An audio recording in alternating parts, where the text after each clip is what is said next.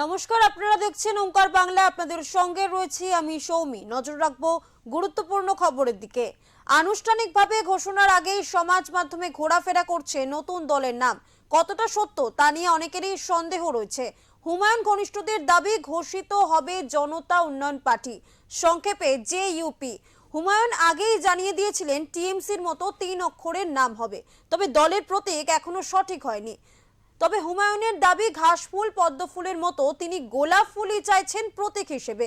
পাশাপাশি টেবিল নারকেল গাছও তার পছন্দের প্রতীক তালিকায় থাকছে। এক্ষেত্রে নির্বাচন কমিশন কি প্রতীক দেন সেটাই দেখার। আপনারা আসুন, এদিকে আসুন। গাজীপুর থেকে মিসবাউলের নেতৃত্বে 20টি বাস নিয়ে আমাদের এই সভামঞ্চের উদ্দেশ্যে ভাইয়েরা রাস্তার উপরে বাইক লাগিয়ে রেখেছে।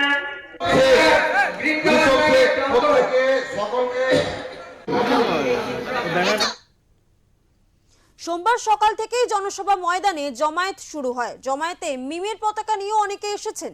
সেক্ষেত্রে মনে করা হচ্ছে AIMIM এর সঙ্গে গাঁটছড়া বাঁধছেন হুমায়ুন। যে বাসটি আসছে আপনারা আসুন। আমাদের মূল এজেন্ডা আপনাদের সকলকেই বলবো, ওয়েট করেন।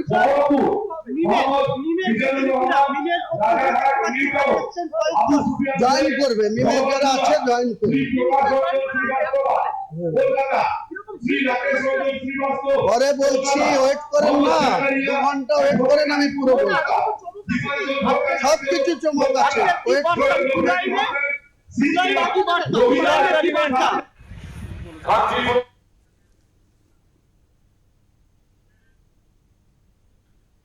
এই মুহূর্তে আমাদের সঙ্গে টেলিফোন লাইনে রয়েছে আমাদের প্রতিনিধি তাপস ঘোষ।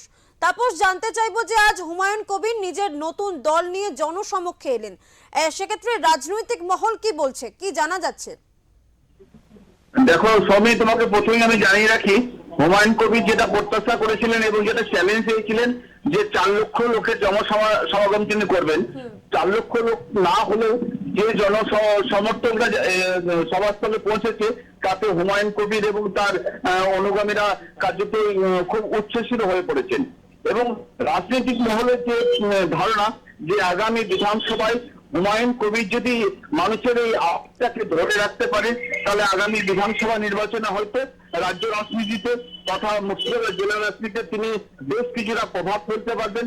শাসক দল এবং পাশাপাশি বিজেপিকে, কেন্দ্রীয় সরকারের বিজেপিকে, তাদেরকেও একটা যথেষ্ট একটা চ্যালেঞ্জের মুখে ফেলতে পারবেন বলে সাধারণ মানুষের এবং রাজনৈতিক মহলের একটা ধারণা করছেন। সৌমি, তাপস, জানতে চাইবো যে এই মুহূর্তের পরিস্থিতি ঠিক কি রকম?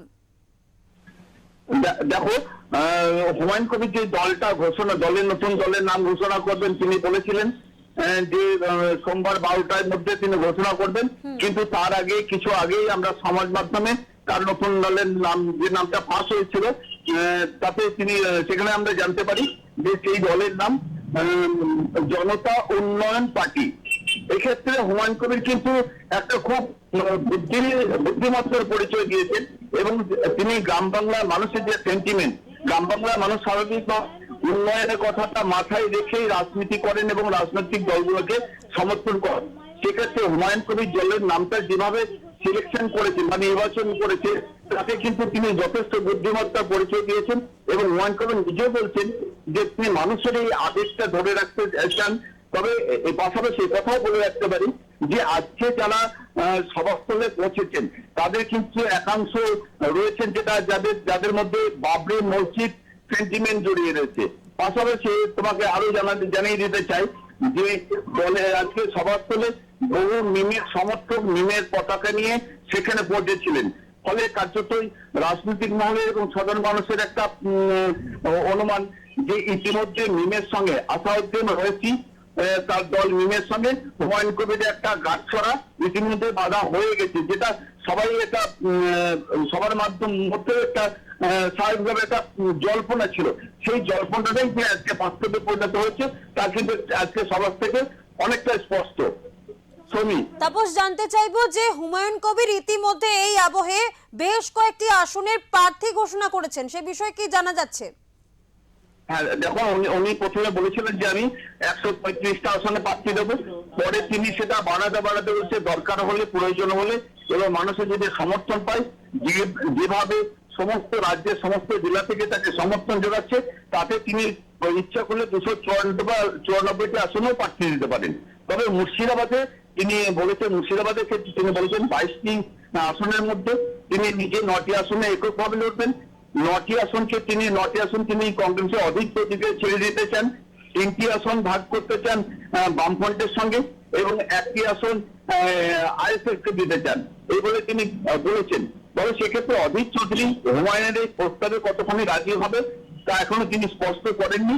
তবে কংগ্রেসের অন্তর্মহল থেকে আমরা যেটুকু জানতে পেরেছি যে অধীর চৌধুরী কোনোভাবে হুমায়ুনের এই সমঝোতার মধ্যে আসতে চাইছেন না।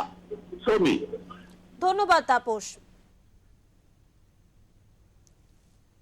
আপনারা আসুন, আজ এদিকে আসুন।